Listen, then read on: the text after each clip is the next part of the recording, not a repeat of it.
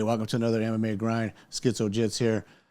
UFC 308 is in the books. Ilia Topuria retains his belt.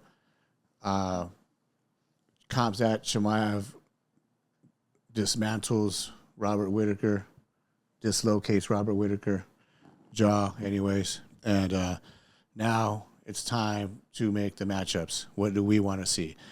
Give the people what they want, Uncle Dana.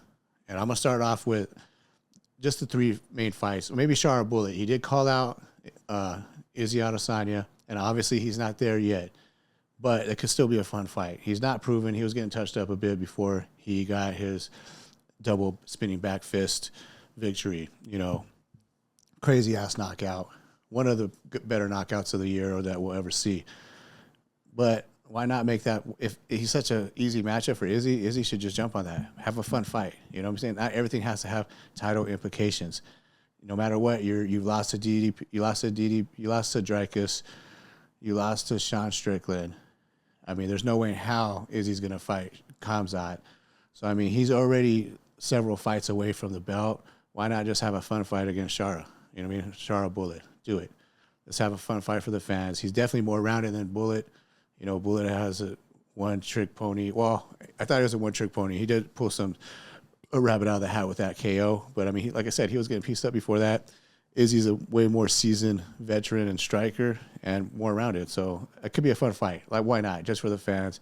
Just do it. You know, Izzy, you know, don't play the rankings game. This guy hasn't fought anybody, all that. I mean, you're not going to fight Khamzat. You're not going to fight Sean Strickland. You lost to them already. You know, maybe you're going to fight Costa again. You already beat him. Like, who really else is there for you to fight? So I could see that fight happening, maybe. I mean, Shara's not a big enough star yet. The pirate, you know, R type shit. No, he's not a big star. You know what I'm saying? But let's do it. You know, why not? Let's just make some fun. Let's just make some fun matchups in this video because I know they're not going to happen. Like, same thing. Well, maybe Magomed Ankalaev will get his wish and he'll finally get Alex Pereira. But, I mean, that wasn't the most exciting victory over Alexander Rakic. And obviously you need two to tango. You know, he didn't have a willing dance partner. It was kind of tough for Ankalaev to look great. Maybe he should have actually changed levels. I know he did not want to be quote-unquote boring and take the fight to the ground and do all that, but maybe he should have tried to change it up because Rakic kind of treated that fight like a sparring session. He wasn't throwing anything with bad intentions. He did throw some high kicks in the first round, maybe 3 or 4 of them, that you could tell was taking his toll on Ankalaev's arms anyway from blocking him, but that was basically it. Nothing else with bad intentions. His leg kicks were just little touchy, Philly type kicks, you know, little feelers, nothing. You're just like jabs out there. Not even a jab, just kind of just whatever, pity pat shit, you know. And Ankalaev, you could tell, does have power, and I think he is a dangerous matchup for Alex Pereira, not just because of his wrestling supposedly that we don't ever see. It's more because of his stand-up, you know what I mean? He's a southpaw for one, which seems like everyone in freaking light heavyweight's a southpaw. You know, he's a southpaw, so it's like he could cause some danger for Pereira, and just because his boxing and because he comes forward a lot, like, so he is pressing and pushing the action. He has that kind of face, like, I got nothing to lose type face, you know what I mean? Only a mother could love type face, so he don't care if he's getting beat up in the face. So he's leading with his face. He's coming up. Yeah, he'll eat some leg kicks. He ate a bunch of leg kicks for Rakic, but that's not something that's going to stop somebody like Ankalaev. You're going to have to put it together. And maybe Alex Pereira could knock him out, chin him with his left hook, set him up. But Ankalaev is the type of fighter who is going to come forward, bring the fight with his boxing. And I think that's the type of fighter that could actually give Pereira the most problems. Is kind of like the way we say Tom Aspinall because he has such great boxing. Fast hands. I think Ankalaev has a lot of power, heavy hands, you could tell, and he's tough, and he has good boxing. I think that, you know, Pereira's more of the kickboxing stance and kickboxing defense. So a lot different than the boxing that Ankalaev is pretty technical. He's only lost one time, so, and then one no contest, one draw. So, I mean, but in a perfect world, I mean, let's see Tom Aspinall against Alex Pereira. I mean, Ankalaev definitely, obviously, he deserves the fight. We all know that. You know, even though he had a draw with Jan, it wasn't very impressive. This fight, He did what he could, I get, but I think he could have pushed the pace a little more and just changed it up. You know what I mean? Like take Rakic down and beat his ass on the ground then if he doesn't want to engage. You know, do something. Change it up because he wasn't – because every time he would land, it seemed like Rakic kind of just pulled back, didn't like it, felt his power. But, I mean, that being said, obviously, you know, he's most likely going to fight, you know, Alex Pereira next. And it'll be a good fight. It'll be interesting to see if he does use wrestling or what he's going to do with that. And Rakic, I could see him fighting. Honestly, I could just see him fighting maybe even Khalil, you know, or Jamal Hill. They haven't really announced Jamal Hill yet. They've hinted like it's Yuri and Jamal, which is cool, or Jan and Jamal. Any of those fights kind of make sense. I think Jamal's, as much shit as he talks, I think he needs a top 5 win himself. You know, he's talking about he's number 3 in the world, but he has 0 wins in the top 5. His last big win was Johnny Walker, who's actually still currently in the UFC, who knows he's barely in the top 10, and he's been getting chinned. So I say, you know, Khalil Roundtree, Rakic maybe, or Jamal Hill, Rakic, kind of makes sense. Both coming off losses, you know.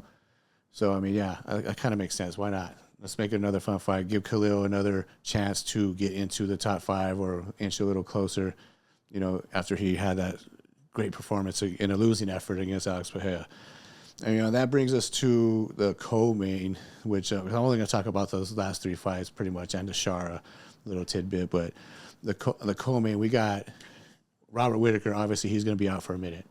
You know, he got his jaw fucked up. You know, he could be drinking out of a straw, dislocated, his teeth pushed in, whatever, from that crushing squeeze or just freak accident kind of that Khamzat caused. So who knows what he's up next for him? You know, maybe a Sean Strickland.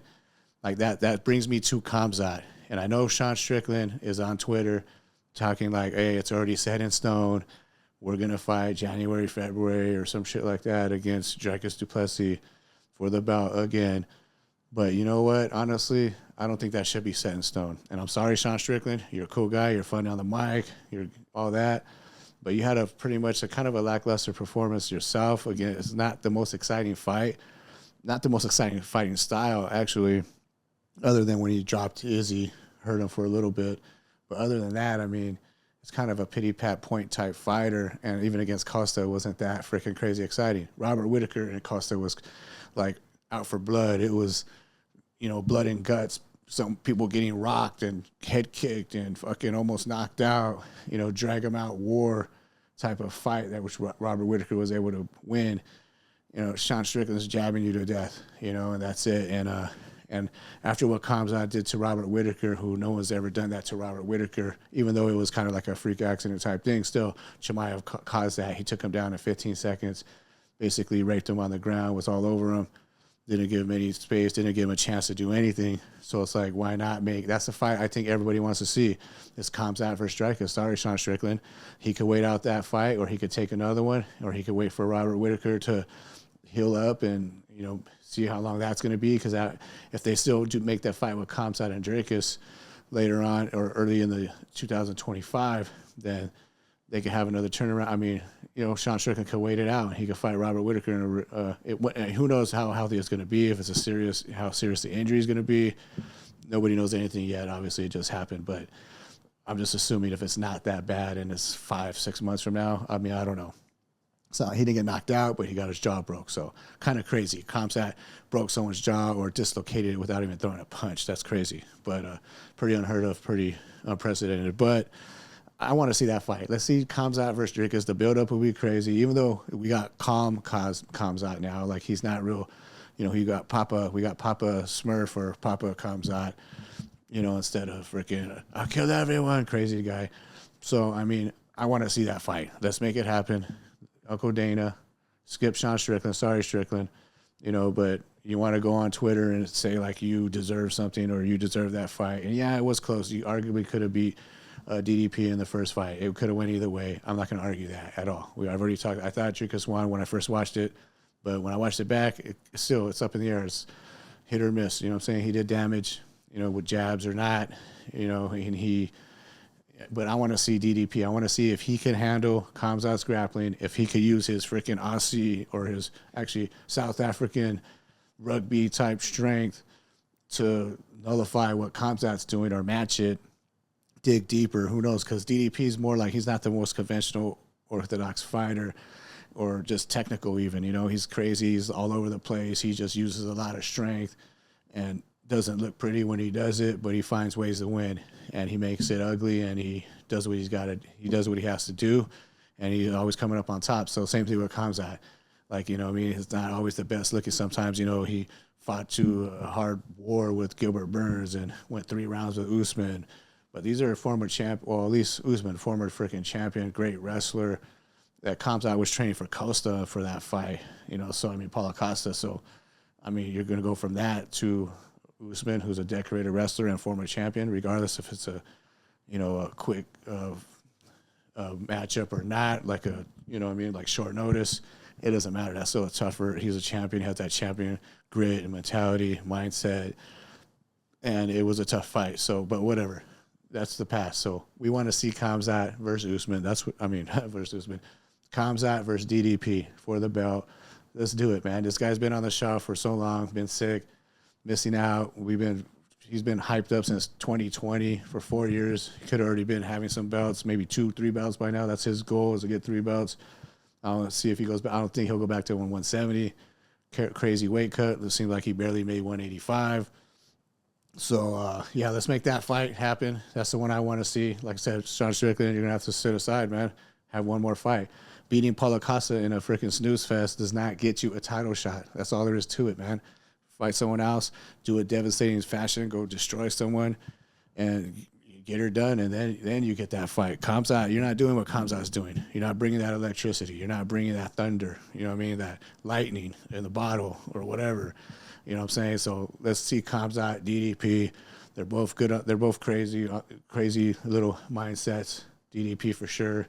Got good comebacks. He's good on the mic. Made a couple guys cry. I don't think he'll make Khamzat cry, but we never know. Maybe he will. You know, we'll see. But yeah, so those fights right there. As far as, like I said, Whitaker, who knows how long it's gonna take to Hill.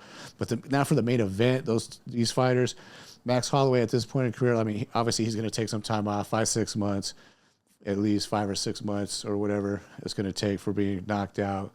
I mean, he wasn't knocked out cold, but you know, he was still rocked. He's taken a shitload of damage. He's landed more significant strikes than anyone in history, but also has absorbed the most strikes in MMA history or UFC history. So, I mean, give him a break, whatever, and let him rest up. Maybe he could fight Dustin Poirier. Poirier showed interest in that, and so did Max in his post-fight. Make the trilogy, even though Poirier's up 2-0, 2-0, or either that or Max could fight the winner of Oliveira and Michael Chandler. That makes a lot of sense, I think. You know, both that for the BMF belt right there, you can put that. All 3 of those guys are BMFs, even though, you know, obviously Chandler's record doesn't show that, you know, whatever, you know, because he's just that fastest gear, 6th gear, going full force with everything he does, all energy, everything he has into everything he does. So he don't care. He's kind of like a Khamzat, you know what I mean? Just, I don't care if I get tired. I'm going to give you all I can. And if I can finish you, then I finish you. If I'm not, then I'm not. It's going to be an exciting fight. And I come here to finish or whatever, you know. I'm out for blood. I'm out for justice. But, yeah, I want to see Michael Chandler and freaking Holloway or Charles Oliveira and Holloway rematch. That'd be sick. That'd be crazy. So, I mean, all those fights make sense for Max, I think. Fun fights at 55. Forget about 45 because you've already lost to the 2 top guys right now. You lost to Poirier by knockout. You lost to Volk 3 times. You're not going to get that. And plus, it's just, you look like death on the scale, my boy. You know, we all love you, Max. We did not want to see you get knocked out. I did predict it, but I wasn't happy predicting it. I'm a fan of Ilias, too. Obviously. And everybody's a fan of Max. So, I mean, obviously, nobody wants to see him get knocked out. But I still had a feeling that was going to happen. And it did. I thought it would be a little bit sooner. But Max showed, you know, that there is levels. You know, that he is at that level. And he gave Ilya a lot of problems. But that being said, Ilya is a freaking sniper. You know, he's an assassin. He comes in and just, it's only a matter of time, just the way he's willing to eat some shots, get in the fire, and just go to war and do whatever it takes to get that win, to land that punch that's going to end you. And, yeah, I mean, so that'll bring us to Topuria. What's next for Topuria? I say, you know what? Everyone's talking Volk rematch. I don't want to see Volk get knocked out again. I just don't. I don't think anyone else does. Raise your hand. Wait, I'm going to sit on my hands because raise your hand if you want to see Volk get knocked out. No, I don't think so. Because if he gets knocked out, it'll basically be what happened to Jose Aldo from Max. He got finished 2 times. Basically, he's out of the freaking picture. You know, his GOAT status is tarnished. You know what I mean? Right now, Volk's still kind of number one, you know, of the featherweight GOATs because he beat Max twice or 3 times, thrice, and he beat Jose Aldo. But he got knocked out by Topuria. If he gets knocked out by Topuria again, that automatically is going to tarnish his legacy for sure and raise Topuria to number one probably because he beat both those guys. So it's kind of like, I just don't want to see that. You know, I want to see Topuria, and hear me out. I know I'm going to get the freaking Dagestani haters out here, but I want to see Topuria versus Islam Makhachev. That's the fight to fucking make right now. That is the biggest fight the UFC could make right now. These are basically 2 all-time greats and the 2 best fighters. I'm talking about rounded fighters, whatever. I mean, even though Topuria is not going to be number 2 in pound for pound or whatever, I'm not talking about pound for pound. I'm talking about just skill level and just 2 of the baddest dudes, the 2 best fighters right now in their weight division. Obviously, Alex Pereira is there. John Jones, obviously, he's the GOAT, but he's not going to fight these guys. They're too small. So I'm talking about in this weight class. This is almost like Anderson Silva and GSP in that day, a little bit higher weight classes, but the 2 best guys that never got a chance to fight. These are the 2 best guys right now. Put him in the cage. Let's see what happens. You know, Islam, I get it. He's a freaking beast. He can fight at 170. He's huge, lightweight, this and that. He's undeniable that he's the best or the second best in the world, whatever. You know, he is a beast, right? He's a freaking monster, but so is Ilya. You know, Ilya Topuria has had a fight at lightweight on short notice against Jai Herbert, and he ate a head kick. He ate a lightweight head kick, and he fucking came back and knocked him the fuck out in the second round. Islam almost lost to Volk in the first fight. I felt like he beat Volk both times. A lot of people thought Volk won it because the way it was not looking good in that 5th round for Islam. So Volk took that 5th round. Like I said, that's the biggest round of the championship rounds, right? It was the 5th round, and Volk kind of made Islam look bad in that round. Okay, so that just shows that Volk's a featherweight, right? That Ilya knocked out. So that's a common opponent. Islam and Ilya have, or is Volk. They both knocked him out in his last fight. So why not make this fight happen? We're talking about that speed. Dustin Poirier was able to touch Islam. Yeah, he gave him a tough fight. Obviously, Islam finished him, right? 5th round. You know, but I'm saying he was able to touch him. Volk was able to touch him, actually able to take him down. And Volk's not a wrestler. He doesn't have the credentials that even Ilya has. Let's not forget, Ilya is actually a grappler first. He came into the UFC, into the sport with a wrestling background, Greco-Roman and jiu-jitsu. He's a jiu-jitsu black belt, this and that. He just fell in love with his hands and just got really good with the technique and his great head movement, and it translated just like Dan Henderson, all these wrestlers that never really wrestled. Chuck Liddell even had a wrestling background, but he liked to just knock people the fuck out, you know, like he had some dynamite in his hands and he was good at it. Same thing with H-bomb, freaking Dan Henderson. He had power right here, you know what I mean? So he didn't want to wrestle. Wrestling's tiring. I could just chin this guy, you know. So even Rampage Jackson had a wrestling background and he liked to knock dudes out, pick them up and slam the shit out of them, right? Well, Islam has that too. He has the wrestling background. Like Gilbert, if you haven't got a chance, you guys go watch Gilbert Burns' breakdown and his picks of UFC 308. He did pick Khamzat, which he was wrong on, but he did pick Topuria because Topuria, I mean, the way he tells the story was Topuria went into his gym where he trains and literally kill Cliff, right? Knocked out 2 of his teammates with the big gloves, dropped 2 other guys, and then he really like kind of just schooled and submitted and out wrestled a Dagestani wrestler. I don't know who these guys are there, Chechen, and a guy from Missouri, all with wrestling backgrounds, could not take Ilya down, and Ilya was tapping these guys. So he went in there and just kind of destroyed. I don't know why he didn't get in there with Gilbert Burns. That would have been dope to see that level of striking and just even groundwork. You got a multiple world champion on the ground. Yeah, we got Gilbert Burns, a multiple world champion in the jiu-jitsu realm. Ilya with that background and a black belt and a great scrambling ability and the wrestling background where he picked up Max Holloway, was able to slam him, didn't hold him down, didn't do a lot of damage, but still he kind of just showed that hey, I could do this too. And supposedly, according to him, that his wrestling and his ground game is even better than his boxing. His boxing is one of the top two best in the world right now, especially, I mean, in the UFC anyway. You know, I mean, best probably ever. Him and Dustin Poirier, I think, is 1 and 2. They both got the same little combos that they throw, and I think he's definitely more explosive and fast as shit. If Volk can touch and land on Islam, so could fucking Topuria. He's way faster, way better head movement, way more power. Volk doesn't have that power. He never really had that knockout power. He's more kind of a point fighter like Max with great cardio and a great fight IQ, while Topuria has all that too. But he also gets in there, and so Islam's dope. Don't get me wrong, he's good everywhere. You know, he's technical. He's like, but he's not Khabib. A lot of people think he's Khabib, like he's just taking people down and smothering them and drowning them and freaking mauling them. He doesn't really fight that way. You know, he fights more technical. He's better on the feet for sure than Khabib. He's head kicking, knocking out people. He hurt Charles Oliveira on the feet. I mean, he has good hands. He has good kicks. He's rounded. He's probably the most rounded fighter in the world right now. But Topuria's right there too. So let's make this fucking fight happen. Uncle Dana, I'm sorry, Volk, you know, but go fight frickin' Diego Lopez. Go beat that ass. You haven't fought him yet. You wiped out pretty much almost the whole division.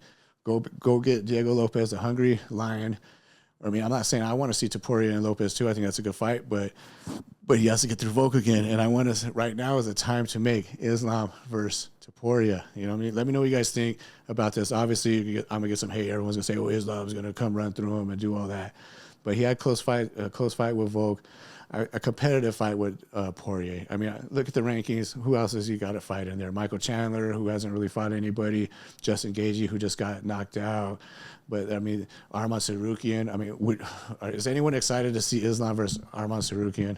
I mean, I know I'm not. I mean, Islam already beat him. Yes, Arman's kind of deserving. I mean, he's a rightful contender. He's on a run. You know, they had a pretty competitive grappling match in the first fight, you know, the first time around, but it's still nothing that's like, oh shit, I can't wait for that fight. Like, you know what I'm saying? You guys book Islam Topuria, that's the fight of the fucking century so far. You know what I mean? That's the fight of the decade. Like, nobody, there's not a better fight you can make right now. Right now, Ilya and Max was probably the best fight you can make this year. That was probably the best matchup of the year. This one right here, I mean, Ilya, Islam, that's the best fight you can make right now. Other than maybe Tom Aspinall, John Jones, or, you know, Alex Pereira and John Jones, or Alex Pereira, Tom Aspinall. Those are all like in the running, but these guys are the best, the top of the level, the most rounded fighters, both killers, only one defeat. Like, Islam has one loss, first fight in the UFC. He's kicked everyone's ass pretty much since. He had a couple of competitive fights, but pretty much kicked everyone's ass. Topuria, every fight's competitive, but until it's not, until he gets you in that corner and lands his fucking bombs on you, throws these fast hands, combos, and devastating power, you know, and everything he throws, his leg kicks are deadly, you know what I mean? His head movement, I just like watching him fight. It's like a boxer with leg kicks and wrestling and jiu-jitsu, you know what I'm saying? So it's like, it's amazing. So let's make that fucking fight. Let's do it. Who's with me? Like, anyone else with me on this one? Because let me know in the comments what you guys think. Obviously, I know everyone's going to say Islam's going to run through him or destroy him, but I still want to see it. I don't care, because Islam better destroy him, because if he doesn't and he gets chinned, then what's everyone going to say? Because Topuria, I think, can knock out people at 155. He did to Jai Herbert. Jai Herbert's a big-ass lightweight, 6'1", I believe. Topuria is small. You know, he's going to be a smaller target for Islam to get. He had, like I said, he had problems with Volk, you know, until he didn't. He figured it out. Second fight, short notice, but he made those adjustments and did that. But Ilya is going to be a whole different animal for Islam, you know, a whole different level of striking, and he has some wrestling background. It's be harder to take down a smaller guy like that too and tap him. You know, maybe once they get on the ground, then yeah, I can see Islam maybe out muscling him and being way bigger. Obviously, he's a huge fucking.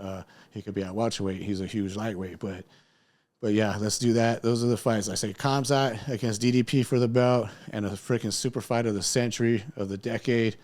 You know, the ultimate Sparta fucking fight you could make. You know, let's do Ilya versus Islam. Topuria versus Islam Makhachev for the baddest fucking fighter, whatever motherfucker fighter, whatever you want to call this, whatever it is, dude, just the best fight for the belts. No belts, all belts, both belts, whatever. Let's just make that fight happen. And yeah, that's all I got. Oh, wait, like, subscribe, and that's all I got.